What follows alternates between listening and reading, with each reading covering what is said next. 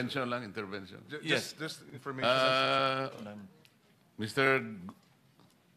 Orly, bakit kasi yung na-highlight mo yung 48 lang? Sabi mo naman, halos 3 beses sa isang linggo, meron delivery. Bakit yun lamang delivery alleged delivery ni Rep. Yap parang yun ang natandaan mo? Kasi yung po, Your Honor, yung kauna-unahan na nung mag-duty ako sa basura, yun ang kauna-unahan talaga na naaktuhan ko talaga. Ibig sabihin, unang duty ko, yun talaga yung bumungad sa akin, Your Honor. Pero marami kayo, may backup, kung may advance party ka mo. Ilan ba kayong, sabi mo galing ka sa Marines, ilan ba kayo talaga yung nagsisilbi kay Rep. Saldico? Total ko parang nasa 90 plus eh. So, kung 90 plus, meron ka bang natatandaan mga kasama mo? Mabilis lang, para makita natin na talagang nagsasabi ka na totoo. Sino-sino yung kakilala mo sa Marines? Sa Marines, mayroon. Sila Jubit Bunagan, Sige. Mark Bunagan, Alan Colisio. Maliban sa Marines, meron di bang ibang serbisyo? Halimbawa, police meron? Mayroong pulis, 6 na galing sa PSPG. Kung sakasakali, meron nakakarinig sa mga kasama mo at sasabihin nila, mali naman ang sinasabi mo, tumurap sila rito. Kaya mo ba silang harapin? Yes, sir. Salamat po, Mr. Chair. Senator Pangilinan. Yes, yung Eric Yap ba na congressman, yun yung dating chairman ng Appropriations Committee. Tama ba? Wala po akong knowledge regarding sa kanya. Basta Yes, Eric but Yap lang well, po yun. for the record, Eric Yap used to be chairperson of the Appropriations Committee in the House. Point of information. Thank you. Last na lang before we go on break. Anong specific duty assignment mo sa Philippine Marines? Anong unit? Sabi mo, intelligence. Ay, sir, sa MC2 ako dati, sir. Marine Corps Intelligence. Bakit? Authorized ba yung mga Philippine Marines na mag-serve as security escort ng civilians? No, Ang sir. alam ko- Sorry, sir. No, sir. During that time, sir, retire na po ako. Hinar ka bilang retired na Marine personnel. Ay, sir. Okay, thank you. So, Mr. Chair, in connection Sige. doon sa tanong mo, okay. sinabi mo, 90 kayo na security ni Saldico? Most likely, ganun yung bilang, sir. 90? Ay, sir. 90? Ay, sir. Isang kumpanya na yan ng Marines kung tutusin. Yes, sir, pero 90 is the number. Napakarami. More or less, sir. More or less. Hindi ako exact sa number, but more or less. Talo si Senate President nito. Ilan lang bang gwardiya mo, Sir Senate President? Wala, zero. Ikaw nga ang mismo nagdadrive, no? Wala, basta kasama ko lang si 6 hour, okay na ako. Si Santiago nagde-deliver. Itong si Balatbat, nakapag-deliver na raw kay Saldico. Nakita mo ba ito? Magkakilala ba kayo niyan? No, Your Honor. Hindi pa kayo nagkakilala niyan? Yes, Your Honor. Mr. Balatbat, hindi mo na mamumukhaan si Sir Orly, security po ni Saldico? Hindi po, Your Honor. Hindi mo rin kilala? Hindi po. Alright. Sir, I have, Mr. Chair, with your indulgence, I just have two quick questions. Anong trabaho ninyo, sir? Security? Bago po kayo nag-security, anong trabaho ninyo sa Philippine Marines? Sa infantry, artillery, ano saan po kayo? Dati po sa intelligence po ako sa Marine Corps. Intelligence. Tapos diretso na po kay Saldico o meron pa kayong VIP muna na daanan? Dati po galing ako sa Coca-Cola. Naging consultant po ako sa Coca-Cola. Tapos po, kay Saldico na? Opo. Nag-resign po ako sa Coca-Cola. Di napunta po ako sa kay Saldico, sir. Kay Saldico na po. Yun po yung unang politiko ninyo? Yes, Your Honor. Alright. Sir, tanong ko lamang po, okay. Diba, mabigat po yung inyong nag-deliver po kayo kay Speaker Martin Romualdez. Could you name kung sino po mag-deliver? Siyempre po, kailangan nyo i-confirm na na-deliver na po, boss, yung pera. Kay, siyempre, i-confirm mo kay Saldico, na-deliver na po sa bahay ni Speaker. Sino po mga dinideliveran nyo? Alam nyo ba ang pangalan? Sa dami po ng pera na yon. Sa pagkakaalam ko po, wala po kaming direct contact doon sa receiver. Kasi ang may direct lang contact doon, Your Honor, is si Paul or kaya si Mark. Si Paul or si Mark? Yes, Your Honor. Kasama ninyo, si Paul or si Mark, mag-deliver ng pera? Yes, Your Honor. Kay Speaker? Yes, Your Saan Honor. bahay po ito? Sa Doon sa 42 Forbes, Your Honor. 42 Forbes. Okay. Alright. Ilang beses po kayo mag-deliver doon sa 42 Forbes na sinasabi ninyo? Bakit po nilaman na bahay po ni Speaker yun? Sino po nagsabi? Based doon po sa pa-deliver ng i-deliver sa bahay ni Speaker. Sino nakakaalam? Si Paul at saka si Mark? Yes, Your Honor. So, dinadala po kayo doon sa bahay Yes, ni Your Honor. Speaker? Yes, Your Honor. Ilang beses po kayo nag-deliver ng pera po doon? Simula po nung pag-start ko doon is ang actual ko pong deliver is 3 beses, Your Honor. 3 beses? Yes, Your Honor. Sa isang delivery, ilang maleta po ang dinideliver niyo doon sa 42 Forbes? Yung sa 42 Forbes, sir, Your Honor, yung sa nakuha naming 46 doon sa Bali noon, Oo. inakyat mo na yun sa bahay nila sa Horizon. Din nung ibinaba yung 46, naging 35 na lang yung box na naibaba. Dinala saan? Doon sa 42 Forbes na, Your Honor. Kay, sa bahay mo nun ni Speaker? Yes, Your Honor. Ilang beses kayo nag-deliver doon? Misan lang? Ilan? Ako, during that time, 3 beses sa akin, pero based doon sa group chat namin is, kasi namumonitor ko po yung group chat ng movement ng duty ng basura. Is 3 times a week, most likely, lalo na pag December. Pare-pareho ba yun? Kung ilang maleta na deliver mo, ganun din yung ibang grupo na halaga o na amount ng maleta, equivalent na maleta? No, Your Honor, hindi ko na sila mamonitor kung ilan yung maleta na idinideliver. Pero ng 3 other times a week ang delivery doon sa 42 Forbes. Most likely, Na Your Honor. sinasabi mo ng bahay ni Speaker. Yes, Your Honor. Gaano katagal po ito? Ilang buwan po ito na 3 times a week, 3 times a week? Ilang buwan po ito? Nung time ko po, from December po yun, December eh. Hanggang? Hanggang nandoon po ako noon, ganun yung Kailan po yon? Kailan ba kayo malis? August 5 lang po. January, February, March, April, May, June, July, August. 8 buwan. Hindi po ako sure sa kung yung mga other month is Pero 3 times a week, ha? yes, Your Honor. 3 times a week. Okay. Mr. Chair, my last question now with Engineer Bryce. Engineer Bryce, may pinag-ngangalandakan si Attorney Porto na maraming senador ang sasabit dito. Pero ngayon, hindi mo pinapatutuan. Does this mean na fake news po yung sinabi? Mukhang fake news ang binigay ni Attorney Porto ng iyong attorney sa media. Kasi sabi niya po, 6 daw eh. Marami pang mga senador. Misunderstanding po yun, Your Honor, kasi dun nga po sa computer ko, congressman po yun nandun. Congressman, hindi senador. Opo, Your So, Honor. sinasabi mo ngayon, hindi naman yung 6 na puro mga senador yon. Hindi po totoo, Your So, Honor. fake news po yon. Kaya mag-usap po kayong attorney, mamaya po ako mag-usap kayo. Sabi Yes, mo, ayusin yes po po. kasi hindi po maganda tignan at hindi rin maganda pakinggan na 6. Ang mga tao ngayon nagtatanong, sino ba yung 6 na yan? Sino ba yung mga kulang pa na yan? And I think that is unfair. Can you please inform your lawyer? Ano po? Nalinawin niya po kung congressman, di congressman po. Ano po? Kung meron siyang alam. Doon pa sa computer mo, mabilisan na lamang po. Nabanggit po ba ang Speaker Romualdez doon at sa kasaldi ko?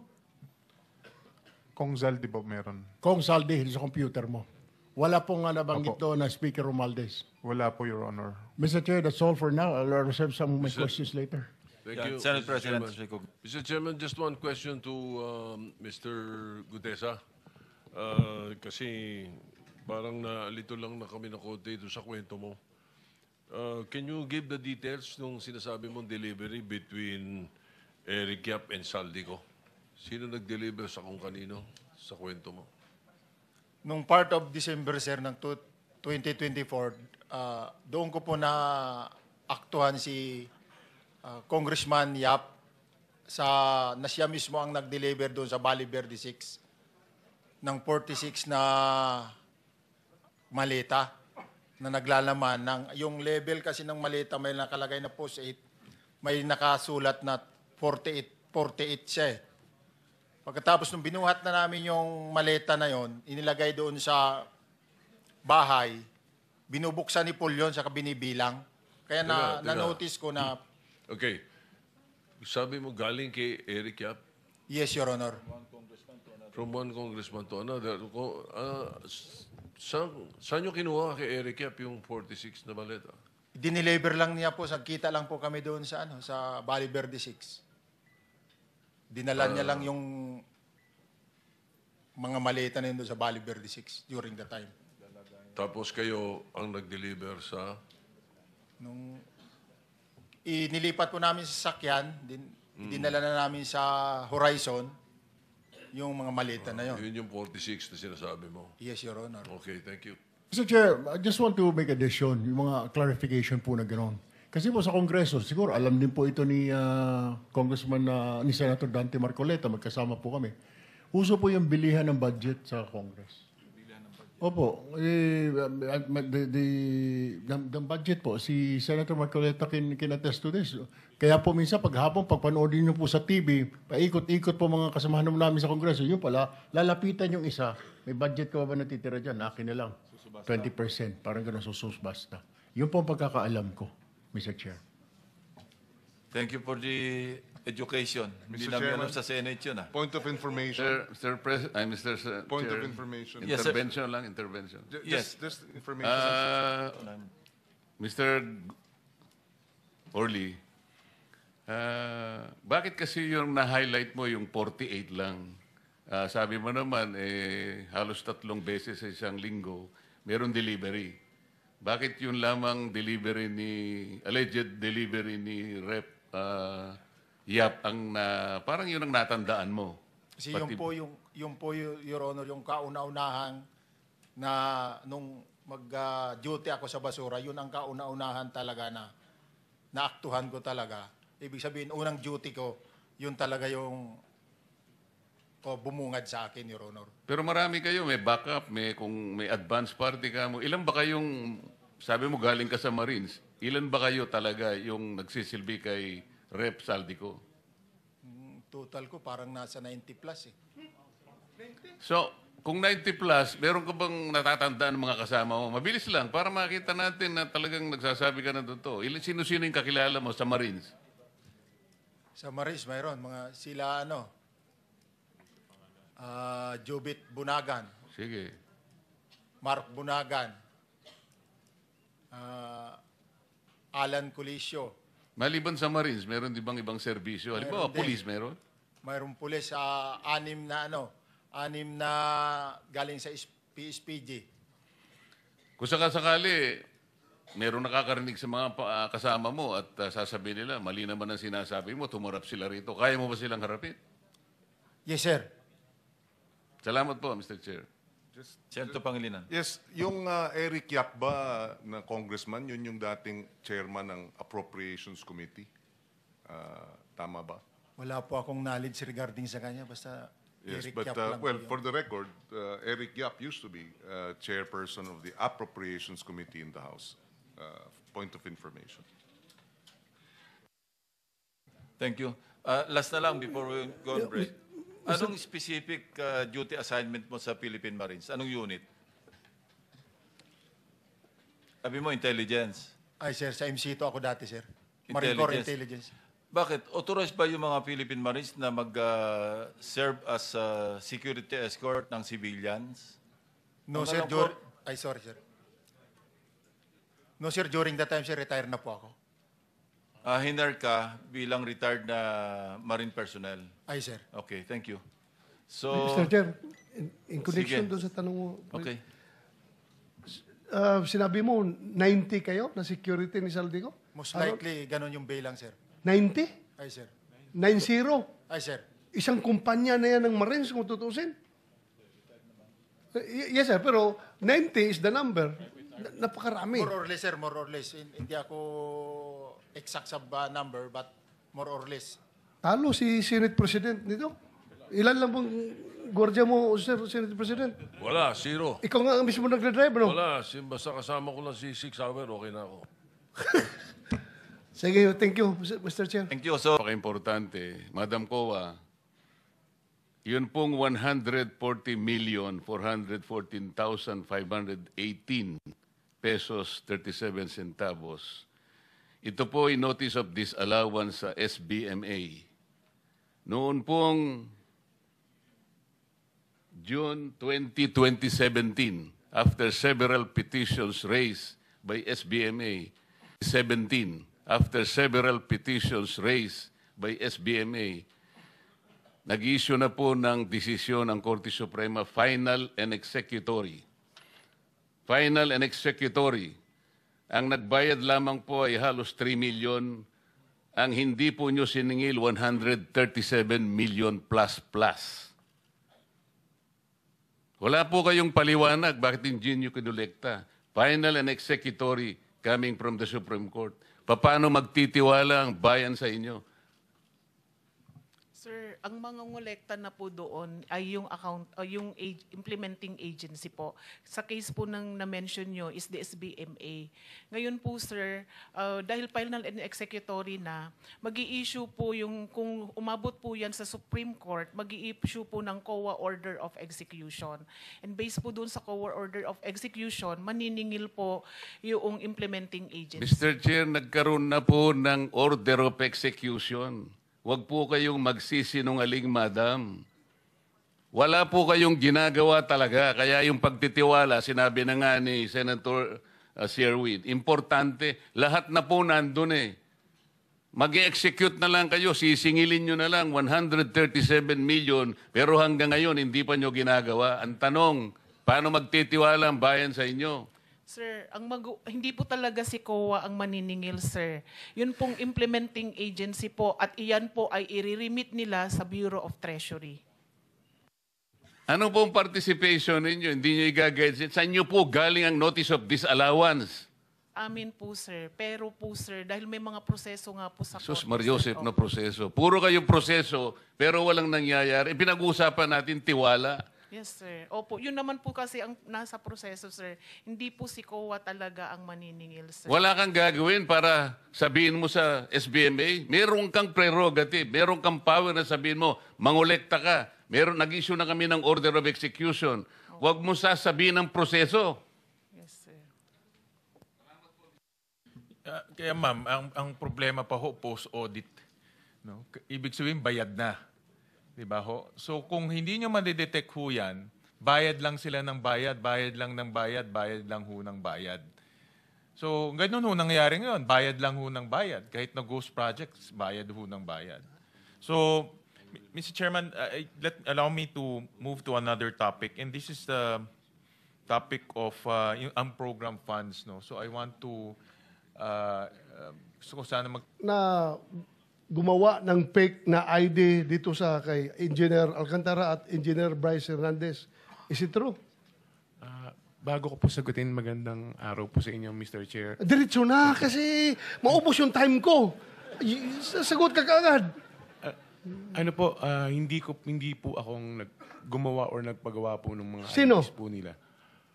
Ako po ang sinamahan ko lamang po sila sa membership counter upang magpagawa ng mga cards nila ng membership. Actually, Your Honor, kung mabibigyan lamang po ako ng pagkakataon, pwede po sana na kung mariretrieve po yung CCTV, nandun po yung occasion na nakapila po silang lahat, pumipirma po at dala po yung mga So let's IDs. let's go to the point, the main point of the issue. Bakit ibang pangalan nila nakalagay sa ID? Hindi ko po alam yon, Your Honor. Kung sila ang tanungin ko, hindi rin daw nila alam. Kayo daw nagbigay.